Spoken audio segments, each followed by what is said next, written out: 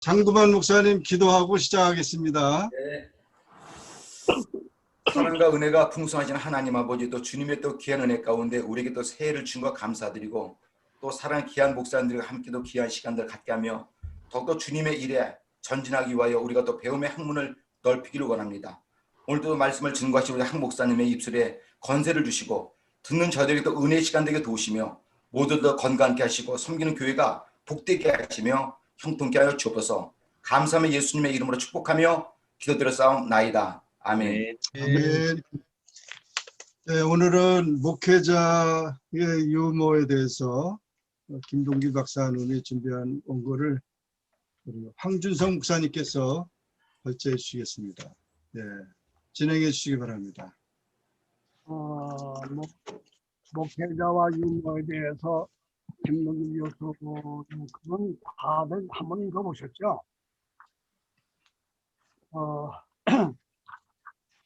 처음부터 끝까지 그냥 그 양반 얼굴만 생각해도 웃음이 나오던데 이게 유머라는 것이 이제 난 이거 김동길 교수의 얘기는 조금 나중에 얘기 좀 하고 이걸 이것저것 좀 찾다가 우리가 정말 예수님이 유머를 했는가 안 했는가 그거 문제를 조금 한번 얘기 좀 하고 내가 이제 김동길 교수에 대한 얘기 좀 한번 나눠볼까 싶습니다. 21세기는 사람들이 말하기를 유머와 감성이 없이는 아무것도 안 되는 시대다. 이제 그렇게 얘기를 한다고 그래요. 그래서 21세기의 생존 키워드가 유머다. 심지어 우리가 요즘 젊은 아이들이 배우자를 찾을 때에 배우자의 조건 가운데 하나가 유머 감각이 있는 사람이어야 한다. 이제 그런 얘기들을 요즘은 많이 한다고 그래요. 나도 며느리를 이렇게 만날 때 며느리감을 볼 때에 다른 것보다도 그 아이가 명랑한가, 이게 좀 웃음이 많은 아이인가, 여기에 대해서 좀 관심이 가더라고요. 그 며느리들이 우리 5 며느리들이 대부분 다 성격이 활발하고 유머 감각이 있고 웃을 줄 아는 그런 애들을 다양하게 다 맞았어요.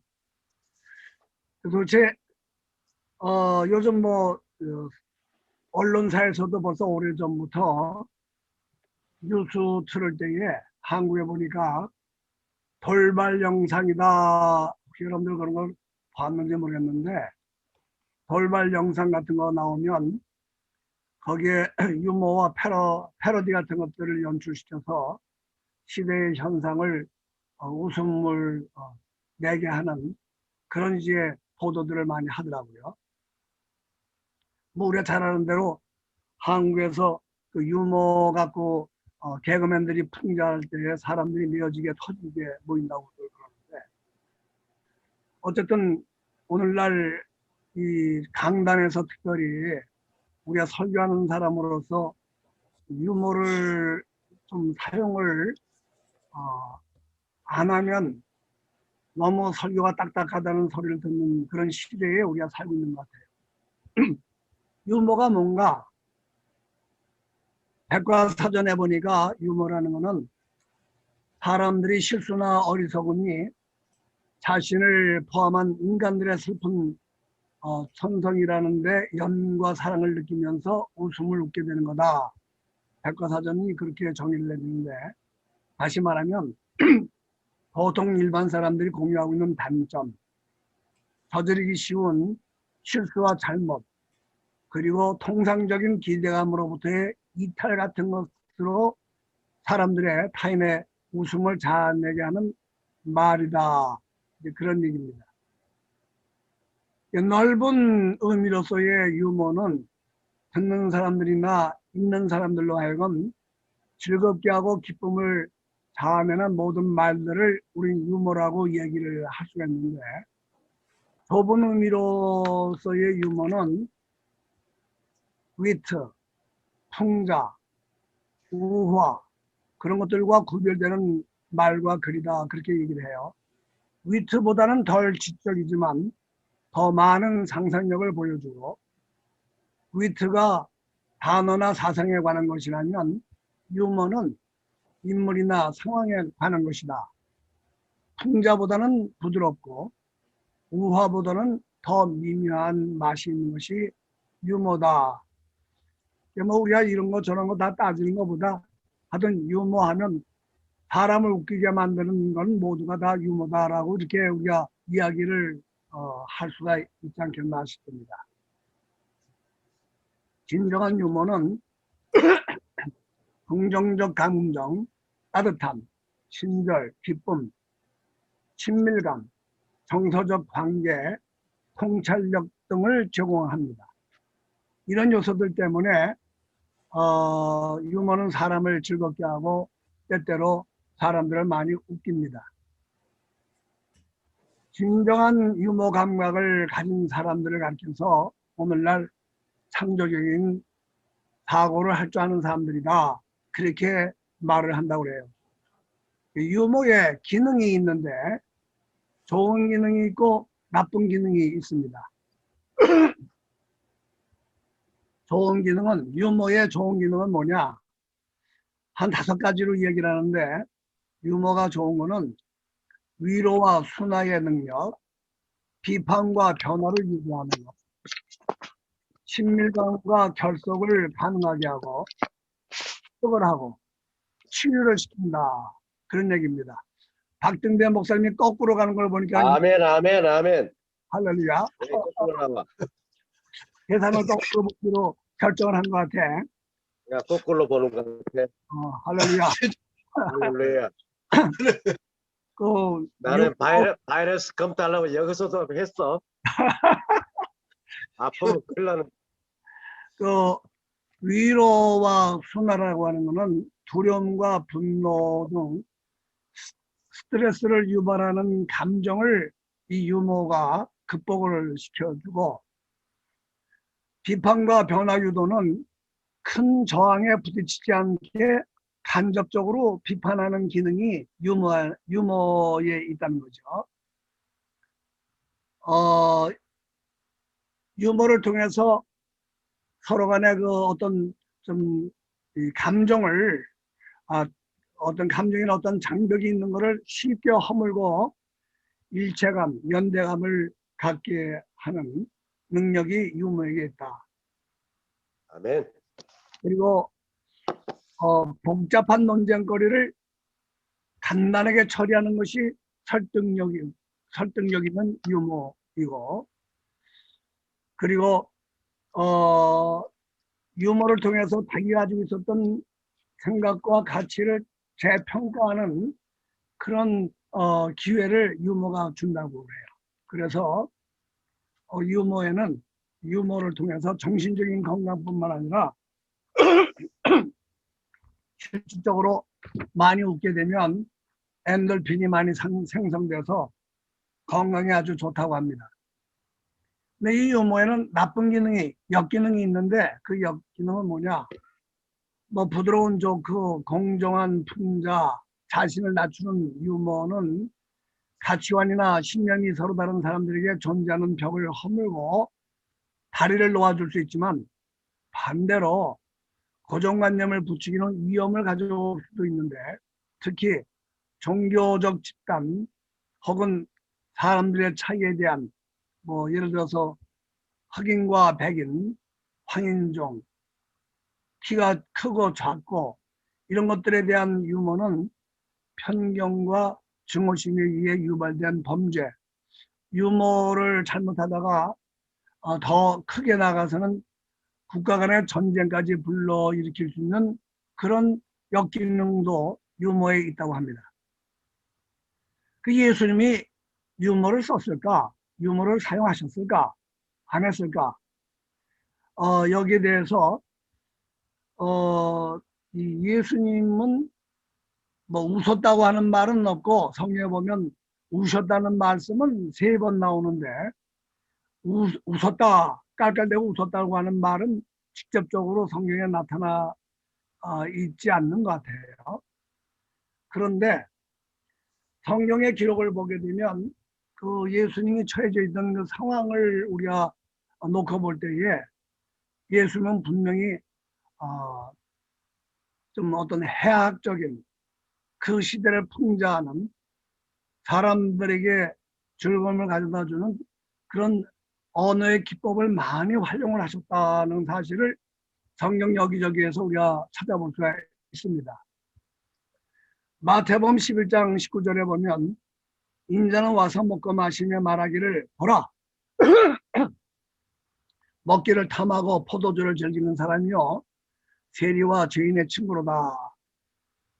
누가복음 5장 27절 이하에 봐도 레위가 예수님의 초청을 받아서 제자가 되었을 때에 자기 집에 모셔다가 큰 잔치를 하죠. 그때 세리와 다른 죄인들이 많이 사람들이 함께 앉았는데 바리새인들이 그리고 서기관들이 비판을 하지 않아요? 제자들을 비방하여 말하기를 너희가 어찌하여 세리와 죄인과 함께 먹고 마시느냐. 그때 이제 그 이후에 누가복음 7장에 가서 예수님께서 말씀하시기를 인자는 와서 먹고 마시며 너희 말이 보라 먹기를 탐하고 포도주를 즐기는 사람이요 세리와 죄인의 친구로다 하니 예수님이 포도주를 마셨느냐 안 마셨느냐 그건 여러분들이 생각해서 결정하신 문제고 여기 보면 인자는 와서 먹고 마시며 잔치를 베푸시고 그리고 그 사람들과 함께 즐기면서 먹고 마셨다고 하는 그런 이야기를 하면서 예수님을 가리켜서 세리와 죄인의 친구다. 실질적으로 보면 성경에 보게 되면 많은 세리와 죄인들이 예수님의 말씀을 들으러 가까이 나왔다고 하는 표현이 성경 복음서에 보면 여러 곳에 있습니다. 예수님의 말씀이 지루하고 심각하기만 했으면 수많은 사람들이 배고픈 것까지 잊어가면서 그렇게 몇만 명씩, 몇천 명씩 예수님 말씀 들으러 왔겠는가? 심각한 말로만 해서 과연 사람들이 예수님 앞에 와서 그렇게 정말 그 말씀을 들으러 왔겠느냐 하는 문제들, 이런 문제들을 우리가 생각해 볼 때에 특별히 로마의 압제 밑에서 국권을 잃어버리고 여러 가지 압제를 당하는 입장에서 여러 가지 풍자적인 이야기를 통해서 가졌던 그 자신들의 서러운 위치를 해소하는 데 있어서 예수님께서 수많은 말씀들을 통해서 정말 어디에서도 들어보지 못했던 그런 이야기들을 통해서 그 당시의 백성들이 위로받고 힘을 얻었지 않았겠느냐 이런 사실을 우리가 유추해 볼 수 있다고 생각합니다. 그럼 실질적으로 이 사역의 현장에서 볼 때에 기독교의 진리는 예수를 믿는 복음을 증거할 때 제일 중요한 것이 결국 인간의 원죄, 죄를 자복하고 회개하는 것을 다루는 것이 복음의 가장 기본적인 기초적인 것인데 인간의 부족한 점, 실수, 실패, 감추고 싶은 어두운 면을 드러내야 이것을 통해서 사람들이 이제 주님 앞에 나오는 그 대속의 은혜를 깨닫고 나오게 될 텐데 이 죄를 직접적으로 직격탄으로 날려버리면 사람들이 마음이 짓눌려서 오히려 마음의 문을 닫아버리는 경우가 많이 생기는데 이 복음 전달에 있어서 마음의 벽을 허무는 데 있어서 같은 말을 하더라도 간접적으로 죄를 깨닫게 하는 그런 역할을 하는 데 있어서 어떤 유머스러운 표현이 도움이 되고 효과적이지 않겠느냐. 물론 여기에는 제일차적으로 이 성령의 감동이 있어야 성령의 감동으로 되어지는 것이지만 어쨌든 언어의 기법상 직접적인 죄를 공격하는 것보다 간접적인 면에서 유머스러운 표현을 통해서 죄를 깨닫고 마음의 문을 열 수 있는 그런 일들이 우리 사회의 현장에서 많이 있지 않겠는가. 저는 제가 수많은 부흥회를 우리 교회에서 가져봤는데 제가 기억나는 부흥사 가운데 한 분이 그 배동윤 감독이세요. 우리 조병호 목사님 잘 아시겠죠. 배동윤 감독이신데 이분에게는 아주 특별한 은사가 있으세요. 그 설교를 하시다가 우리 죄를 책망하고 죄에 대해서 막 이렇게 말씀을 아주 심각한 말씀하실 때에 얼굴을 한번 찡긋하면서 이상하게 이렇게 하면서 웃는 표정이 너무 익살스러워요. 그래가지고 야단을 맞으면서도 웃게 만드는 그런 아주 특별한 재주가 있으시더라고요. 그래서 사람들이 거부감을 갖지 아니하고 말씀을 듣고 죄를 회개하고 예수님 앞에 더 마음을 여는 그런 이 말씀을 하신 것을 제가 보고 참 하나님이 주신 특별한 은사다 이제 그렇게 생각을 한 적이 있었습니다. 그러면 실질적으로 예수님이 무슨 유머를 쓰셨을까? 유머를 과연 예수님은 하셨는가? 첫째 우리가 예수님의 위트, 예수님이 사용하신 위트가 있는데 이 위트라는 말은 재치라고 할까? 혹은 기지라고 할까? 우리말로 그렇게 우리가 말할 수 있는데 위트는 화물이나 사건이나 인간에 대해서 비범하고 신기한 발상으로 재빠르게 적절하게 표현하는 기교, 능력을 이 위트라고 그래요. 같은 말이라도 위트 있게 넘어가는데 예를 들어서 우리가 가이사한테 세금을 바친 것이 옳습니까? 하고 바리새인들이 시비를 걸었을 때에 동전을 내게 보여달라 그러면서 그 형상이 누구 거냐? 그러면서 예수님이 가이사의 것은 가이사에게 하나님의 것은 하나님에게 이런 언어는 이런 말은 정말 기발한 발상이고 보통의 사람으로는 생각하기 어려운 재치고 기지다 그렇게 볼 수가 있겠습니다. 또한 빌립이 나다나엘을 소개할 때에 나다나엘이 나오는 걸 보고 예수님께서 나다나엘아 너는 참 이스라엘 사람이다. 네 성경에 간사한 것이 없다. 그렇게 말하니까 나다나엘이 나를 언제 아신다고 나를 아십니까? 그럴 때에 예수님께서 내가 무화과 나무 아래 있을 때 내가 봤다. 왜 무화과 나무라는 말이 나오나? 우리가 잘 아는 대로 무화과 나무는 무화과 나무 아래에 앉았다는 것은 경건한 유대인들이 토라를 연구하고 묵상할 때에 보통 경건한 유대인들의 모습을 우리가 표현하는 것으로 알고 있는데 내가 그냥 너 잘한다고 그러면 되는데 그런 말을 통해서 예수님께서 이 나다나엘의 마음을 탁 풀어버리는 그런 위트 또 예를 들어서 예수님께서 베드로를 부를 때에 너는 앞으로 내 사람이 돼서 전도하는 사람을 삼겠다 그렇게 말을 하지 아니하시고 어부인 그 베드로에게 내가 너로 사람을 낚는 어부가 되게 하겠다 이런 표현은 정말 엄청난 우리가 흉내낼 수 없는 재치요 기지라고 우리가 볼 수 있습니다. 또 예수님께서 그 여리고를 지나실 때에 뽕나무 위에 올라가 있었던 삭개오를 부를 때에도 키가 작은 삭개오가 뽕나무 위에 올라가 있는데 지나가시다가 뽕나무에 있는 삭개오를 내려오너라 내가 오늘 내 집에 거해야 한다 그런 말을 할 때에 그 주변 사람들이 그 모습을 보고 어떻게 반응을 보였을까? 아마도 대부분 키 작은 그 세리 유명한 그 키 작은 세리가 뽕나무에 올라가 있는 것과 예수님이 그 사람을 지목해서 불러내는 이 장면을 보고 주변 사람들이 많이 웃지 않았겠는가?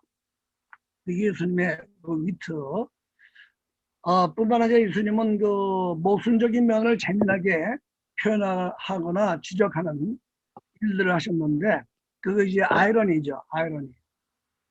예를 들면 예수님이 아이러니한 그 표현들을 쓰신 걸 보면 그것도 참 기가 막혀요.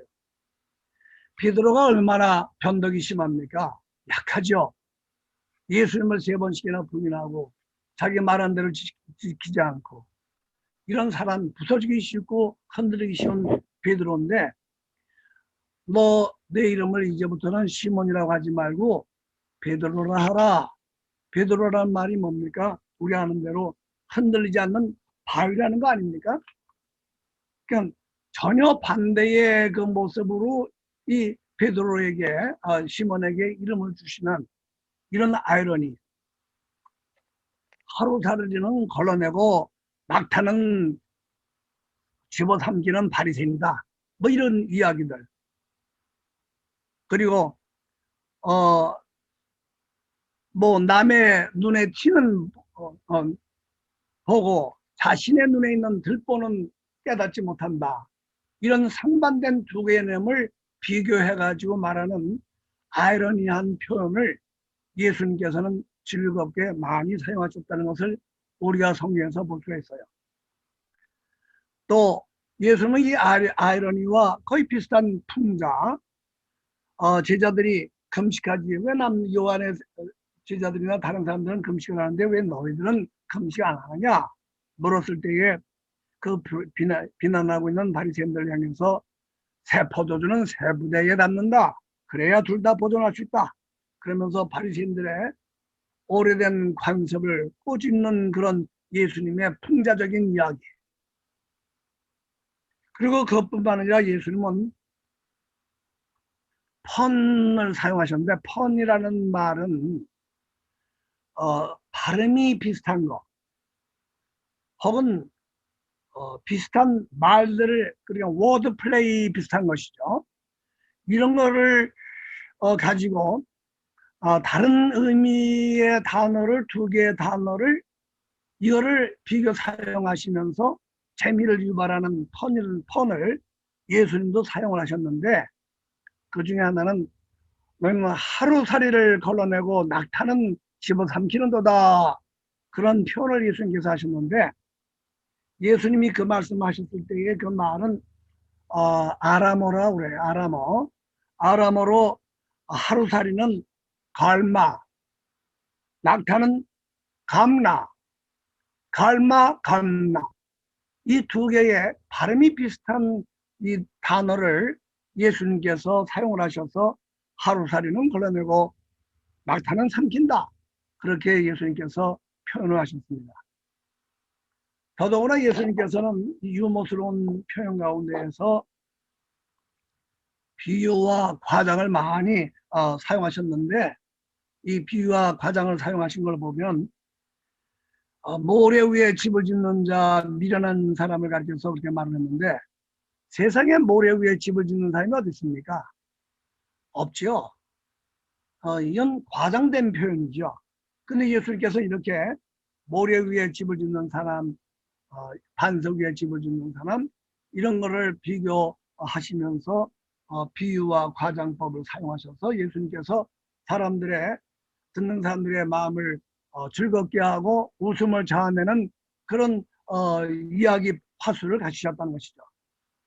거룩한 것을 개에게 주지 말아라, 진주를 돼지에게 던지지 말아라, 이런 것도 전부 다 되지도 않는 말인데, 되지도 않는 말, 이건 뭐 전혀 있을 수 없는 얘기인데, 이런 말들을 통해서 예수님께서 진리의 그 의미를 담아가서 해학적으로 표현을 하셨다는 것입니다.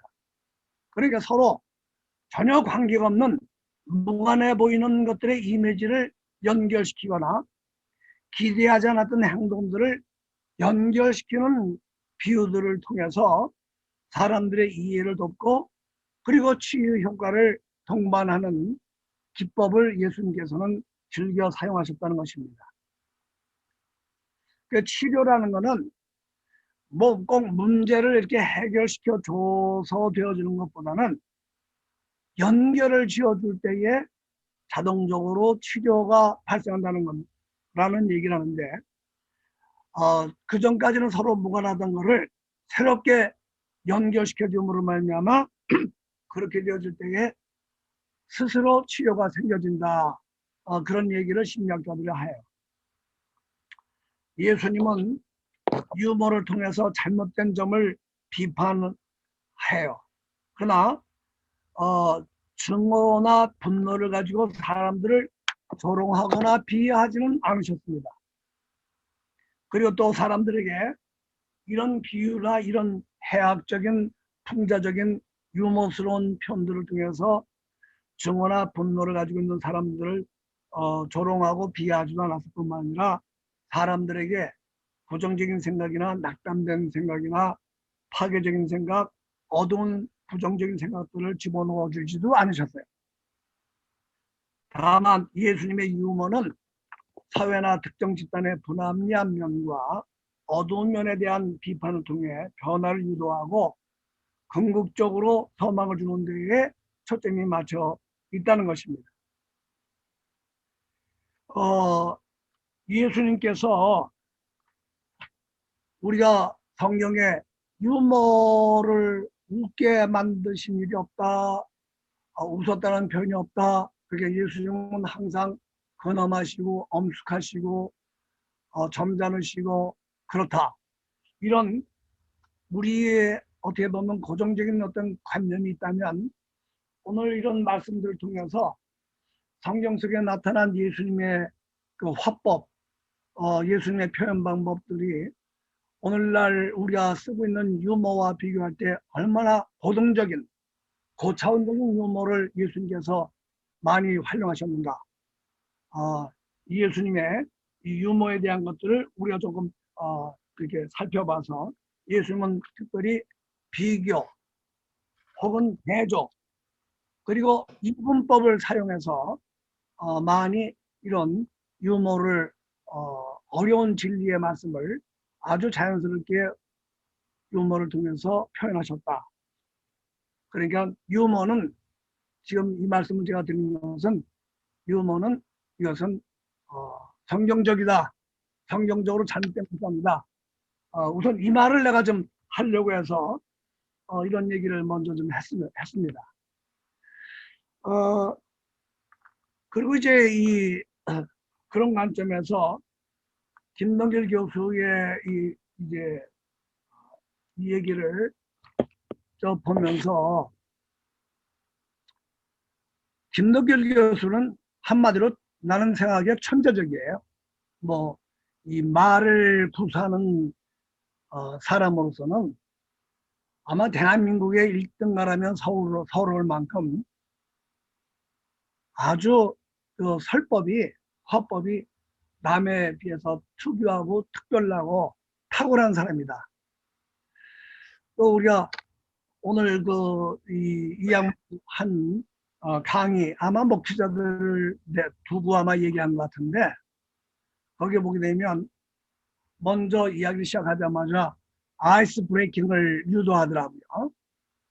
첫 번째 대면하는 사람들, 수많은 목회자들 앞에서 교수가 강의를 할 때에 청중과 내가 먼저 만났을 때에 서로 모르는 사람들끼리 만나서 있는 어떤 그 냉담한 장벽을 끊어내는, 풀어버리는 기법을 김동길 교수가 사용하는데 제일 먼저 한 말이 목사님들이 다 무서운 사람들인데 이 무서운 분들 앞에 내가 섰다. 그렇게 얘기를 하면서 이야기를 시작해요. 그 무서운 사람, 목사들이 무서운 사람이라는 거는 더군다나 고전까지 곁들이는데 마르틴 루터가 한 말이다. 그러면서 하나님을 위해서 주님을 위해서 죽기를 불사하는 죽음을 두려워하지 않는 사람이기 때문에 두려운 사람들이다. 이제 그렇게 말을 하면서 김동길 교수가 이야기할 때에 그게 벌써 그 말 한마디를 통해서 청중과 말하는 이 두 사람들의 관계가 아주 자연스럽게 허물어지는 저 사람이 무슨 말을 할까? 그렇게 앉아있는 청중들의 마음을 부드럽게 허무는 작업을 이 김동길 교수가 먼저 하더라고요. 그리고 연이어서 아마 자기가 강연하기 전에 12명의 사람들이 나와서 중창단이 찬양을 불렀던 모양인데, 그걸 가지고도 조크를 하는데 참 기발한 이야기죠. 왜 12명이 부른 찬양이 100명 정도 부르는 사람들의 찬양과 견주어도 손색이 없을 만큼 훌륭했던 것 같아요. 그러니까 이 양반 하는 말이, 왜 12명이냐? 12명 봉고차를 타고 왔기 때문이다. 봉고차의 인원이 12명이 들어갈 수 있으니까 봉고차를 타고 와서 많은 사람들이 온 게 아니라 12명이다. 이런 말의 표현을 통해서 찬양단이 찬양을 많은 사람들이 부른 거 비교해도 손색이 없을 만큼 잘했다는 것을 칭찬하면서 이런 표현들을 하는 걸 보면 그냥 뭐 자기가 준비해온 설교뿐만 아니라 그 현장에서 있어지는 상황을 보고 그 상황을 사람들이 공감할 수 있는 이런 걸로 금방금방 돌리는 그런 놀라운 이런 능력이 이 김동길 교수에게 있는 것을 우리가 볼 수 있습니다. 그러면서 이제 우리가 본론에 들어가서 자기소개를 하면서 자기가 강연을 한 뭐 학교에 강의 빼고 강연하는 숫자가 지난 20년 동안 한 5,000번 됐다, 5,200번 정도 됐다 이렇게 말을 하면서 그 이유가 그 이유를 가르쳐서 자기를 학교에서 자꾸 쫓아내서 내쫓아서 그렇게 됐다. 그 말을 하기 위해서 우리 조병호 목사님 들으면 뭐 별로 즐거운 말이 아닐 것 같은데 요한 웨슬레를 갖다가 두고 빙자하더라고요. 요한 웨슬레가 아마 평생에 5만 번 이상 설교를 하셨다는데 수많은 곳을 다니면서 설교한 이 요한 웨슬레, 왜 이 사람이 이렇게 5만 번이라고 하는 엄청난 설교를 세계적으로 하는 대설교가 됐는가? 그 이유가 마누라 때문에, 아주 못된 마누라 때문에 그렇다. 그러면서 요한 웨슬레가 머리가 긴데 그 긴 머리채를 마누라가 집안에서 질질 끌고 다녔기 때문에 마누라하고 함께 있으면 귀찮고 힘들고 못 살겠으니까 마누라 때문에 나돌아다니면서 설교를 많이 했다. 그렇게 말을 했어요. 이런 것이 사람들에게 우스꽝스러워서 그냥 넘어가는 얘기는 넘어가지만 이런 것이 이제 결국은 우리가 유머를 사용할 때 조심해야 될 부분 가운데 하나가 아니겠는가. 남을 조롱하고 남을 비하함으로 인해 비하하는 것으로 해서 그 웃음을 자아내는 일은 듣기에 따라서 그냥 웃지만은 다른 사람들에게는 그것이 혐오감을 일으키고 반감을 일으킬 수 있다. 그런 점에서 우리가 내가 보기에 이 김동길 교수가 요한 웨슬레 선생님의 이 이야기를 이런 식으로 표현한 것은 그건 좀 무례하다. 그건 지혜롭지 않다는 생각이 들었습니다. 그리고 이제 설교자를 지휘하는, 심포니 지휘하는 지휘자로 비교를 했더라고요. 그래서 음악이 시작될 때에 끝마칠 때까지 지휘자가 심포니 오케스트라의 연주자들과 호흡을 맞춰서 그렇게 해서 청중이 시작할 때부터 끝마칠 때까지 뭐 시계 보고 있는 것이 아니라 그 전체의 오랜 동안의 시간을 그냥 다 끝마칠 때까지 듣게 된 거는 음악의 흐름에 대한 그 연속적인 재미감을 통해서 이루어진 것이 아니겠는가. 그러니까 설교자도 설교를 할 때에 청중과 교감을 가지면서 이 설교를 해야 되는 거 아니겠느냐. 그리고 자기 연세대학교 채플 시간에 설교했던 어떤 교수에 대한 얘기를 해서 하면서 원고를 다 외워가지고 그리고 이제 뭐 시까지 이야기하면서 했다. 이제 그런 얘기를 합니다. 여기에서 우리는 뭐 여러분들이 뭐 다 그렇게 하시겠지만 우리가 보통 이제 설교할 때에 원고를 준비하죠. 원고를 준비하는데 원고를 준비해가지고 올라가서 설교할 때에 그 원고를 그냥 보고 있는 분들도 많이 계시더라고요. 왜 그렇게 하느냐 그랬더니 성령의 감동을 받아서 쓴 원고인데 잘못하다가 그 원고에서 벗어난 딴소리 할까봐 그 원고를 읽는다. 그런 분들도 계세요. 그런데 이제 듣는 사람은 밖에 있는 청중들, 교인들인데 원고에서 설교자가 눈을 떼지 않고 있으면 청중들은 딴 생각을 하게 되고 주의가 집중되지 않냐고 오히려 그런 설교에 대해서 감동을 받지 못한 경우들이 많다. 이거는 뭐 제가 보기에 ABC라고 생각해요. 아무리 설교를 잘한다 하더라도 원고를 읽는 데 있어서 원고에서 눈을 떼지 못하고 원고를 본다고 하게 되면 설교의 전달력에 있어서는 적어도 50%에서 70% 정도는 효력이 감퇴된다고 봐도 과언이 아니라고 생각합니다. 제가 글을 읽은 것 가운데에서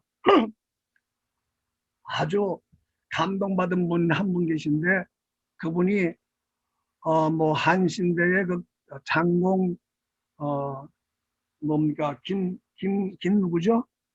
김재준 박사. 김재준 목사님의 그 책을 얼마나 제가 재밌게 읽었는지 몰라요. 글을 아주 단순하게 쓰시고 재밌게 쓰세요. 아직까지도 제가 이 장공 김재준 박사만큼 그렇게 글을 간단 명료하게 재밌게 표현하는 글을 제가 대해보지 못했는데 그분에 대해서 그런 흠모하는 마음이 있다가 이분이 캐나다에서 망명하고 있다가 미국에 들려서 한국에 돌아가시는 길에 제가 초청을 해서 저희 교회에 오셔서 설교를 하시게 됐어요. 그래서 제가 이 장군 김재준 목사님의 설교를 기대를 가지고 기다렸어요. 그분의 설교를 은혜를 좀 받으려고. 근데 이분이 설교단에 올라가셔가지고는 원고를 이렇게 보시더니 그냥 줄줄줄줄 읽어가시는 거예요. 읽는 것도 무슨 억양이 있거나 뭐 이렇게 변화가 있는 것도 아니고 얼마나 정말 지루하고 졸린지 세상에 내가 이렇게 흠모하고 내가 존경하던 김재준 목사님이 이렇게 말씀하시는 분이었나 제가 깜짝 놀랐던 적이 있었어요.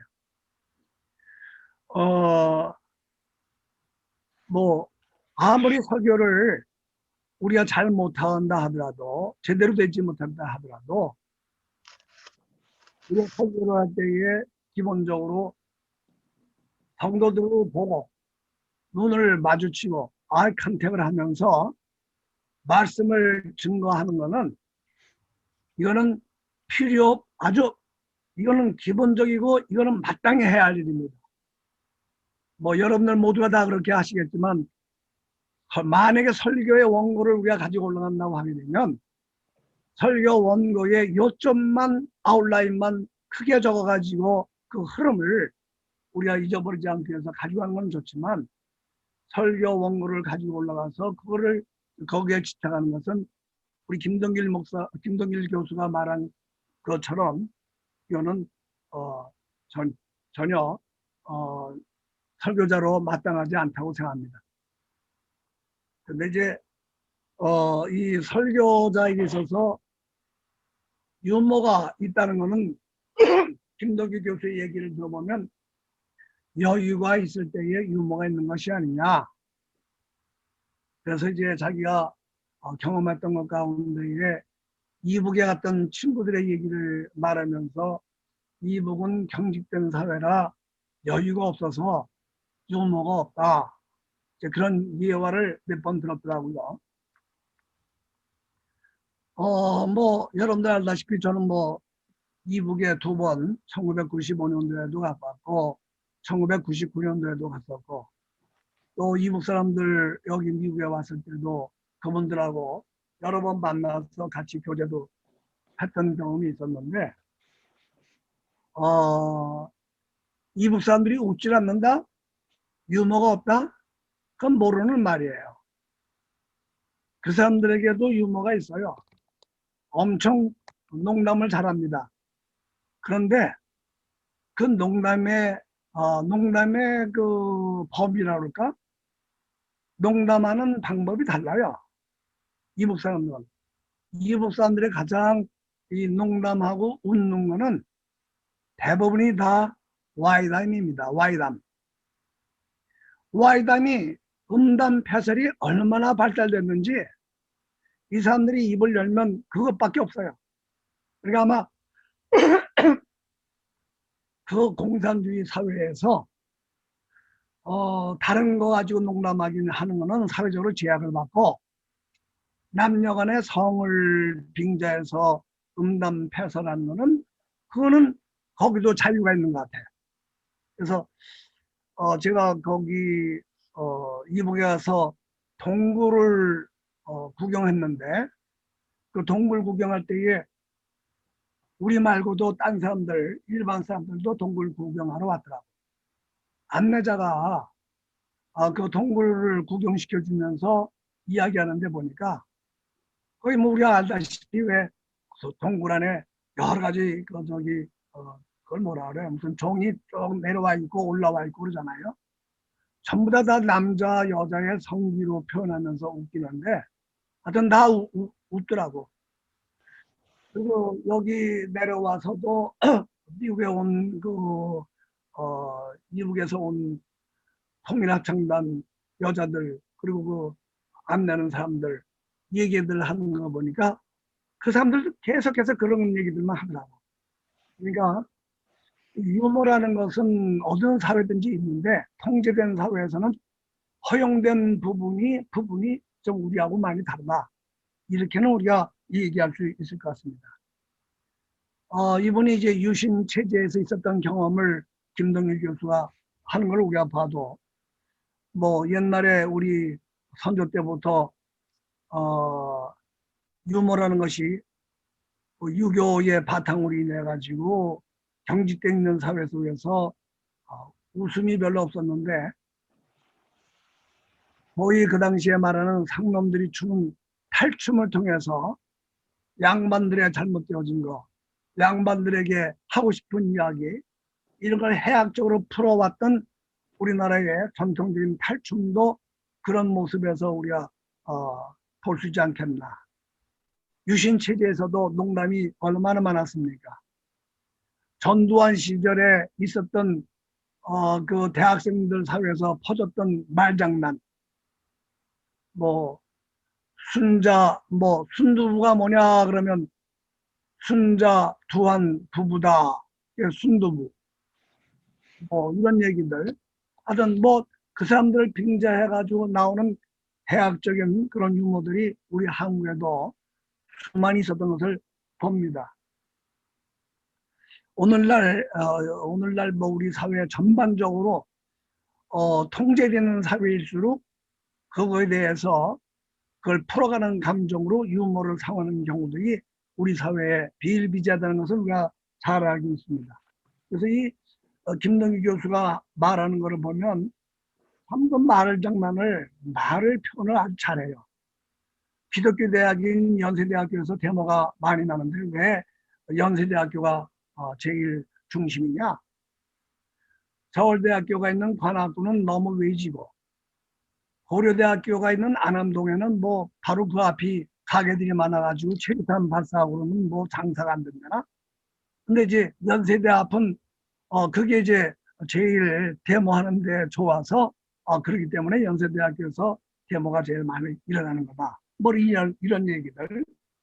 그리고 이제 6.25에 대한 이 당시만 해도 6.25에 대한 그 역사 의식을 그 당시에 이제 잘못 해석하기 시작했던 것 같아요. 남침이 아니라 북침이다. 뭐 이북이 좋다. 이런 식으로 얘기를 하니까 이제 김동기 교수가 그럼 가서 살아라, 보내라. 그래도 못 간다.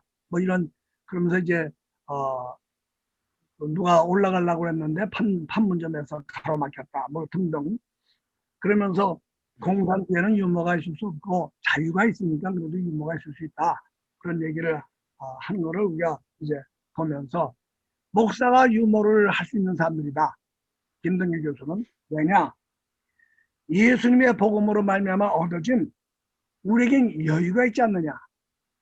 여유가 있는 사람이 마음에 여유가 있는 사람이 이런 유머를 할 수 있는 것인데 우리 예수 믿는 사람들 복음으로 자유를 얻은 사람들이기 때문에 목사님은 반드시 이런 유머를 사용할 수 있어야 된다.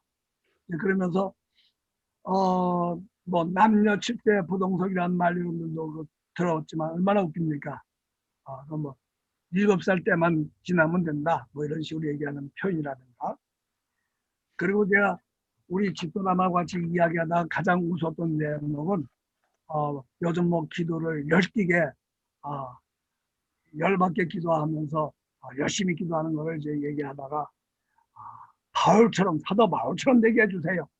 그러면서 하는 말이 아니 사도 바울이야 그 당시 다메섹 도상에 가다가 빛을 보고 쓰러져서 예수 믿었다고 하는데 우리들도 요즘 다메섹 같은 경험을 하자고 그러면 요즘같이 길 가다가 만약에 우리가 큰 빛을 보고 주저앉아 버리면 오가는 차량에 차 박혀가지고 죽을 텐데 어떻게 사도 바울처럼 되게 해달라고 하느냐 뭐 이런 식의 표현 상상도 우리는 못했는데 그게 얼마나 재밌어요 말 표현이. 하여튼 이 제사예요 제사. 그러면서 우리가 이 아담에 대해서도 자기는 아담에 대해 유함이 많다 그러면서 왜 아담이 하필이면 그렇게 잠을 좋아해가지고 그렇게 깊게 잠이 드냐. 갈빗대 하나 뽑을 때에 갈빗대 뽑으면 아프다고 깨어날 텐데 그것도 모르고 깊은 잠을 자가지고 오늘날 이렇게 남자들로 하여금 힘들게 만드냐. 이런 표현들. 이런 것들은 굉장히 하여튼 말에 대한 수사학적 표현, 해학적인 이 표현의 수단이 남달리 크다는 것을 우리가 볼 수가 있습니다. 그리고 특별히 성에 대해서 얘기할 때에 남자가 자기는 성을 초월했다고 하는 말은 이건 새빨간 거짓말이다. 끝까지 조심해야 될 부분이다.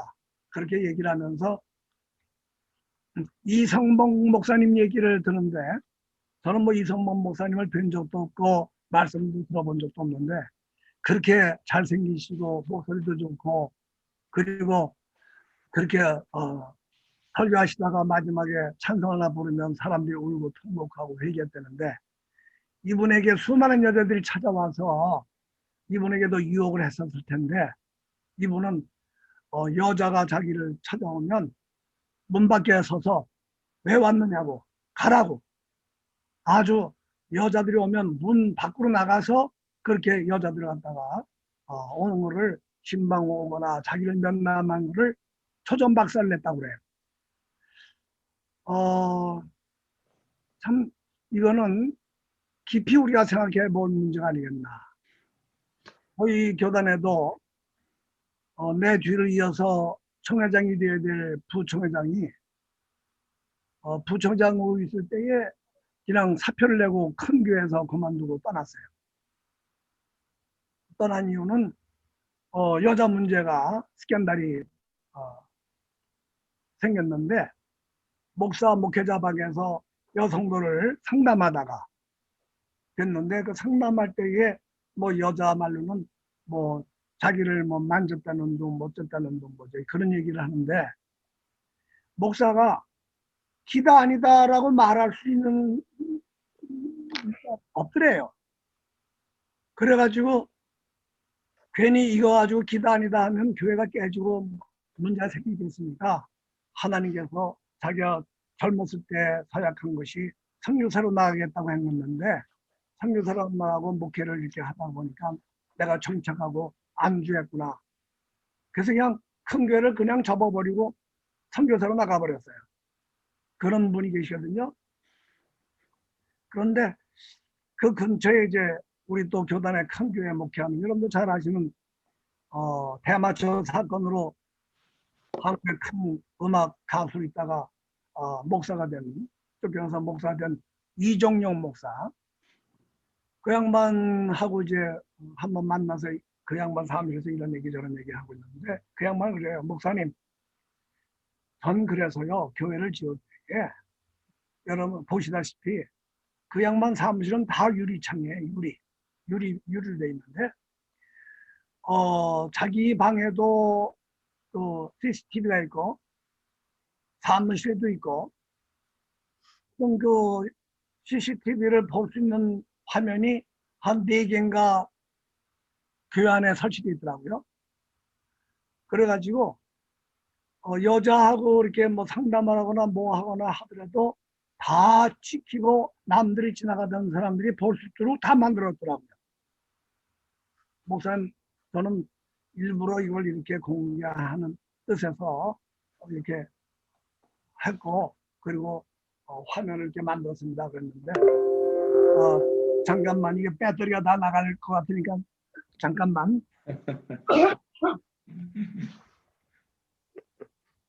안문근 목사님 오래간만입니다.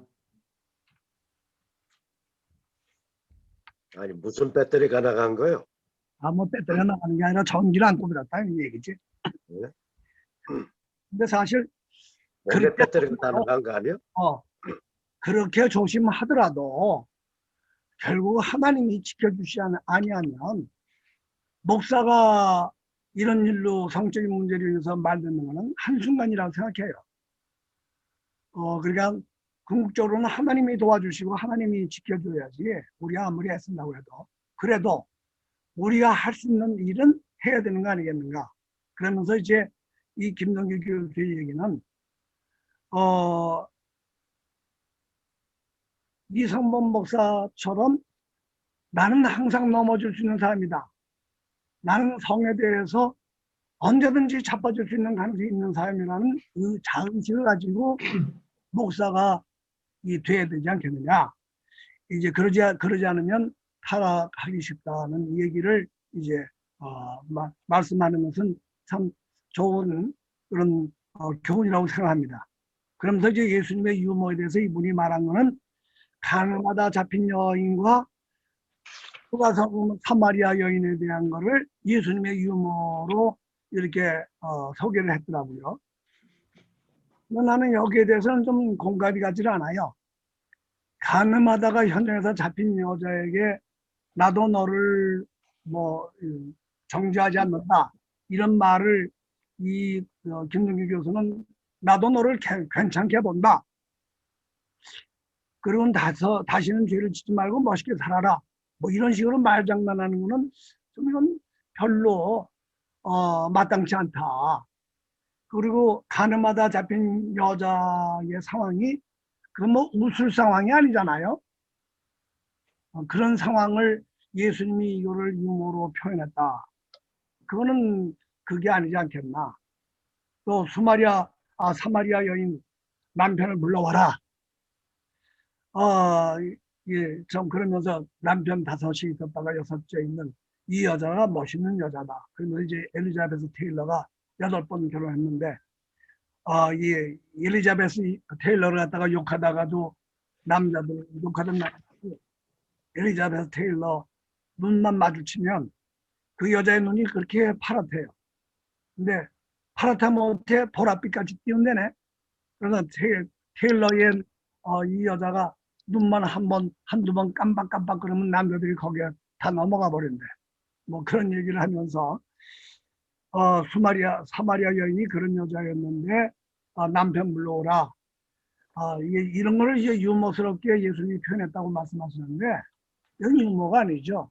예수님의 영적 통찰력을 통해서 그 여인 속에 감춰있던 죄성을 자기의 모습을 발견하고 그리고 그 신적인 어떤 위압감에 눌려서 자기의 마음을 열게 하는 그런 일이었지 이것이 유머로 표현되기는 적합하지 않지 않겠느냐라는 생각을 했습니다.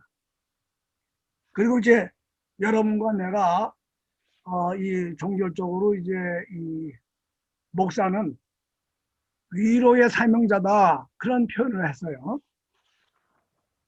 그리스도에서 일하는 영적 취미자로서 위로의 사명자니까 유머를 사용해야 된다. 이제 그 얘기예요. 김동길 교수가 내 백성을 위로하라 그렇게 말씀하셨으니까 우리는 이 시대를 살아가면서 정말 어려운 일들을 많이 당하고 있는 이 시대의 사람들에게 늘 하나님이 우리와 함께 계시는 하나님을 위해서 주님의 복음을 위해서 목숨을 건 우리 목회자로서 목적의식이 있으니까 그 목적의식이 있는 여기 속에서 유머를 우리가 사용해야 되지 않겠느냐. 그래서 현 시대의 냉혹한 현실 속에는 이 백성들을, 우리 청중들을 좀 달래가면서 유머로 웃겨가면서 해야 되지 않겠느냐. 이제 그런 얘기를 하면서 뭐 33인 이름 쓸 때에 사람들이 이름을 쓰지 않고 누가 먼저냐 다투고 있을 때에 이승원 선생께서 야 이거 죽는 순서다 그렇게 말하면서 선병이부터 써라. 그렇게 해서 기독교 대표가 반수 이상이었지만 그러나 선병이를 먼저 써서 33인의 대표가 천주교가 됐다. 뭐 그런 얘기. 그것이 이승원 씨의 그 어떤 재치, 그런 유머 이런 것들이 있었던 것은 죽음 앞에 태어난 여유가 이승훈에게 있었기 때문에 그런 것이 아니었겠느냐.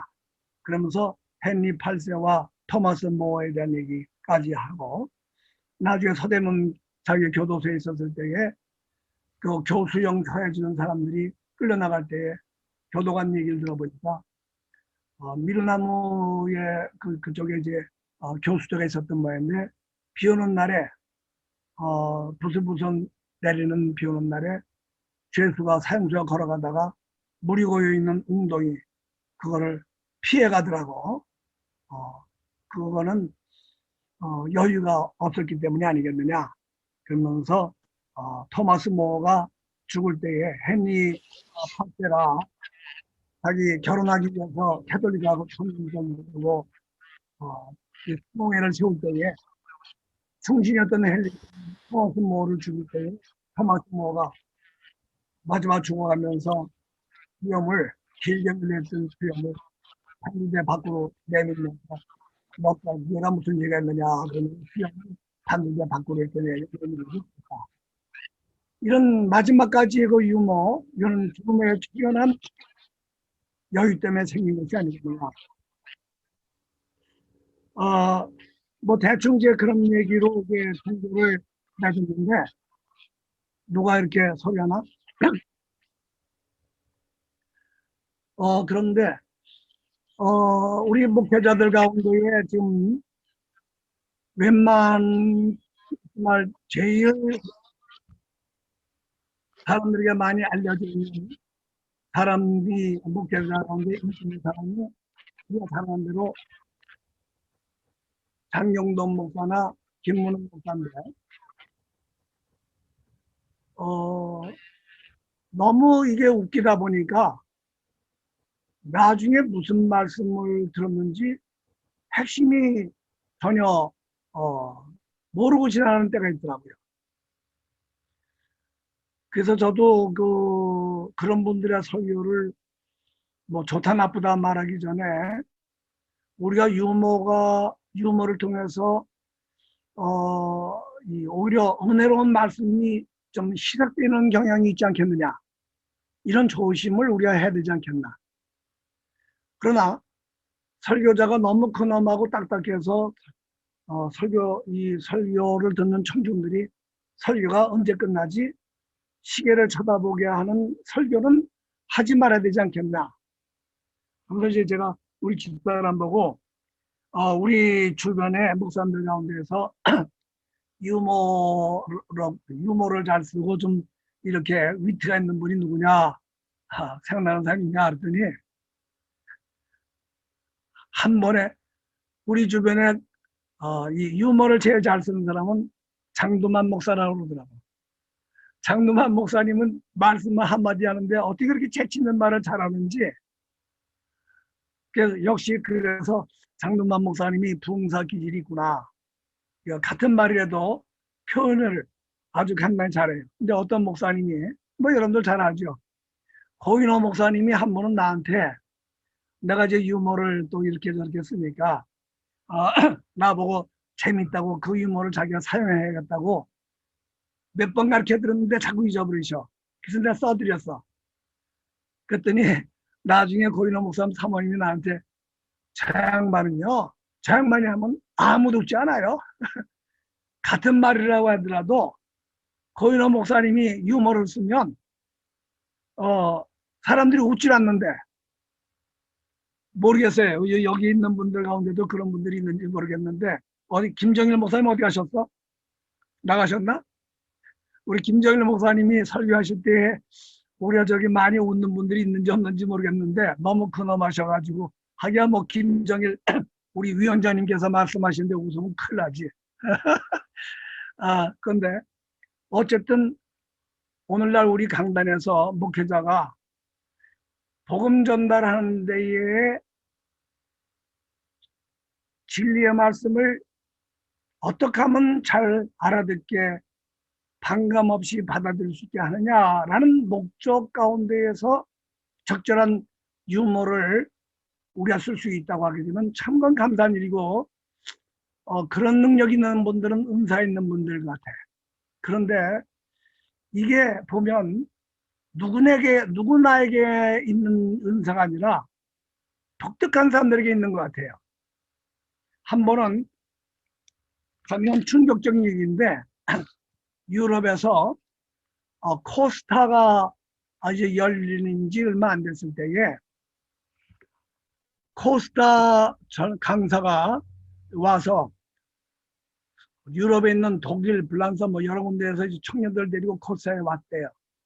성경교사가 학생들, 청년들 데리고 왔는데 코스타의 유명한 강사가 딱 강단에 서서 첫 마디가 여러분 지금 오늘 아침에 한국으로부터 온 따끈따끈한 새 소식이 방금 도착했습니다. 요즘 남녀가 첫 데이트를 하게 되면 베드로 전후서를 읽는다고 합니다. 그리고는 에베소서를 읽고요. 그러고 나면은 갈라디아서를 읽는다고 합니다. 먼저 깔깔깔 웃는다는 거야. 웃었다는 거야. 요즘 젊은 우리 청년들이 첫 데이트를 하면 먼저 에베소서를 읽는다. 베드로 전후서를 먼저 읽고 베드로 전후서를 먼저 읽고 그리고 에베소서를 읽는다. 그리고는 갈라디아서를 읽는다. 이 말을 듣고는 이 평신도 교사가 이 사건이 있은 지 20년이 지난 뒤에 우리를 만났는데 그 얘기를 하면서 지금도 기억에 생생한데 그때에 데리고 왔던 청년들을 다 데리고 돌아오고 싶은 생각이 굴뚝 같더라는 거야. 이런 강사의 얘기를 내가 들으러 왔나. 요즘 그 대학생들 가운데 유행되어지는 속어들, 재미나 웃기는 유머가 너무너무 많습니다. 그러니까 소위 강단에서 사용할 수 있는 유머가 우리가 천성적으로 그걸 말장난이 이렇게 김동기 교수처럼 해학적인 능력이 많은 건 모르지만 그러지 않는다면은 우리가 뭐 유튜브나 혹은 인터넷을 통해서 얻어지는 그 유머 가운데에서 내가 설교에 쓸 수 있는 유머가 어떤 것인가, 없는 것은 뭐 없으면 없는 대로 쓰는 게 낫지 억지로 사람을 웃기게 하기 위해서 쓰는 유머는 우리가 피해야 되지 않겠는가. 그래서 김동길 교수는 천재적인 사람이에요. 나도 김동길 교수처럼 말 좀 잘했으면 좋겠어. 그러나 우리 장두만 목사님 같은 흉내는 못 내더라도 내 모양 내 꼴대로 살아야지 뭐 어떡하고 가세요.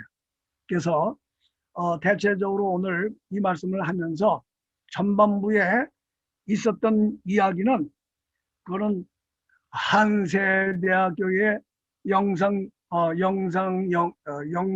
담당하는 교수가 쓴 논문을 내가 발췌한 거예요. 내가 쓴 게 아니고, 예수님과 유모에 대해서 유모가 과연 성사적인가? 성경적으로 예수님이 유모를 썼는가? 이런 거에 대한 성사적인 고찰을 해본 거니까 이거를 여러분들이 참고해서 우리가 활용할 수 있었으면 좋겠습니다. 이것으로 강의 끝.